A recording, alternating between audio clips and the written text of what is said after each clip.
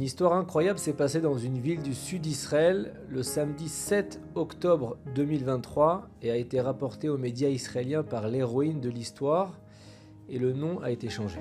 Alors que comme vous le savez, le pays célébrait la fête de Simchat Torah, la joie est brisée par des atrocités inhumaines commises par des terroristes du Hamas et des centaines de Palestiniens de la bande de Gaza qui sont parvenus à pénétrer sur le territoire israélien. Ensuite, des milliers de meurtres, des actes de torture, des enlèvements de masse, des tirs de roquettes qui plongent Israël dans la pire crise humanitaire de sécurité de son histoire récente. Noya est une maman qui habite à Sderot, donc ville du sud d'Israël à une dizaine de kilomètres de la bande de Gaza.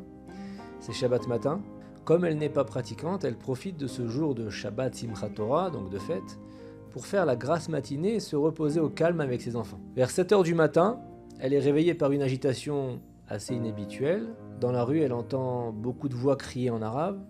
Et ensuite, c'est des coups de feu qu'elle entend. Elle va rapidement à sa fenêtre. Et là, sur la pointe des pieds, elle découvre une scène effrayante, complètement inimaginable. Elle voit des dizaines de terroristes à pied, lourdement armés, vous avez vu les vidéos, qui envahissent la rue et tirent à vue sur les civils israéliens. Elle est terrorisée, elle met un petit temps à réaliser, et là elle comprend que sa vie et celle de ses enfants est menacée. Une fois passée la prise de conscience, Noya s'active, elle met à l'abri ses enfants dans le miklat, la pièce antimissile.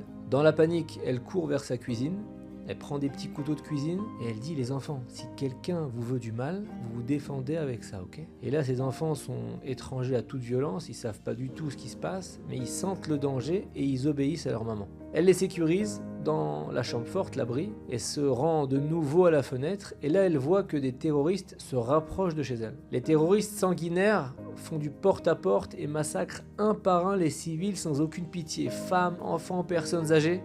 C'est un carnage et le danger se rapproche de la maison de Noya. Et après avoir eu un instinct de survie pour protéger ses enfants, elle fait quelque chose de complètement inattendu, elle lève les yeux au ciel et elle dit: Boré Olam, créateur du monde, je m'engage auprès de toi maintenant, je prends sur moi la sainteté du Shabbat. Je ne sais pas si on se rend bien compte de la situation. Imaginons un peu la scène un Shabbat matin en Israël dans une petite ville pacifique. Une mère de famille réveillée par des bruits d'armes à feu qui proviennent de la rue, elle voit que son quartier est envahi de terroristes arabes, ils sont là pour la tuer. Elle met ses enfants à l'abri, et là, au lieu de céder à la panique, de rester pétrifiée, de rien faire, elle se rapproche de Dieu en levant ses yeux vers le ciel, et elle s'engage à prendre sur elle un commandement de la Torah, qui n'est pas le moindre, qui n'est pas le plus facile, enfin en tout cas, en a priori, le respect du Shabbat.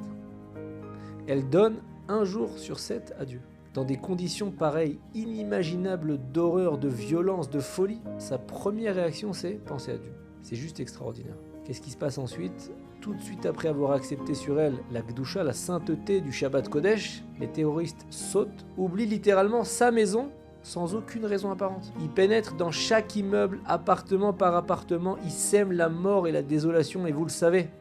Et pourtant ils ne prennent pas la direction de son immeuble. Noya pense que des soldats sont arrivés et les ont fait fuir, mais non. Les terroristes sont toujours là, en train de tourner dans le Yishuv. Son immeuble a été contourné. Noya, elle est au cœur des ténèbres et elle vit un véritable miracle. Finalement, Noya et ses enfants sont évacués le lendemain matin de Sderot et rejoignent une ville un peu plus éloignée de la bordure de Gaza. Là-bas, elle vit une semaine très difficile. Elle est meurtrie par les atrocités subies par les Israéliens innocents et par toutes les alertes à la roquette toujours très fréquentes. Il faut savoir que là-bas, ils vivent avec des alertes à la roquette toutes les X minutes. Et là, vendredi soir arrive, elle n'a pas oublié son engagement, elle prend sur elle d'allumer les bougies de Shabbat plus tôt, de respecter au maximum le Shabbat selon ce qu'elle a eu le temps d'apprendre dans la semaine.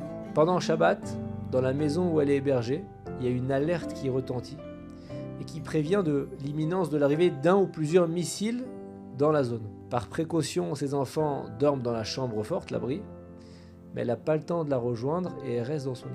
Et là, dans un grand fracas, la roquette frappe le plafond de sa chambre et la transperce. Noya, elle hurle, elle se voit déjà mourir, mais quelques instants plus tard, elle enlève les mains de sa tête et là, qu'est-ce qu'elle voit? Sa chambre détruite, mais elle a rien. La roquette a frappé un bon mètre de son lit. Elle est miraculée pour la 2e fois dans la même semaine. Et là, qu'est-ce qu'elle fait après qu'un missile ait percuté sa chambre dans un bruit terrible? À nouveau, elle lève les yeux au ciel et remercie Hachem d'être là, d'être saine d'être sauve, de respirer, que ses enfants soient en vie. Elle aurait pu se dire « j'ai eu de la chance ». Non, elle remercie Hachem. Et pourtant, elle aurait des raisons d'être en colère auprès d'Hachem, de lui en vouloir, chas v'shalom. Mais au contraire, elle réagit comme une juste parfaite, une tzedeket.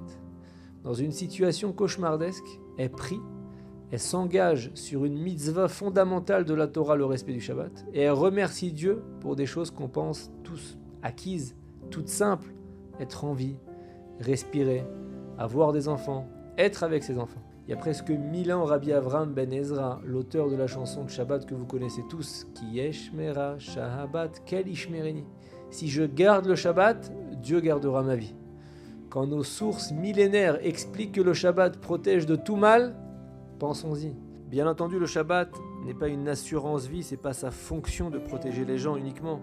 Et certains faisaient Shabbat et ont pourtant été tués. C'est un bouclier, c'est un cadeau qui va bien sûr au-delà de nous protéger. Mais ça nous appartient de faire resplendir ce Shabbat dans nos demeures chaque semaine. L'un des signes qui nous unit éternellement à notre Créateur, c'est le Shabbat. Shabbat Shalom.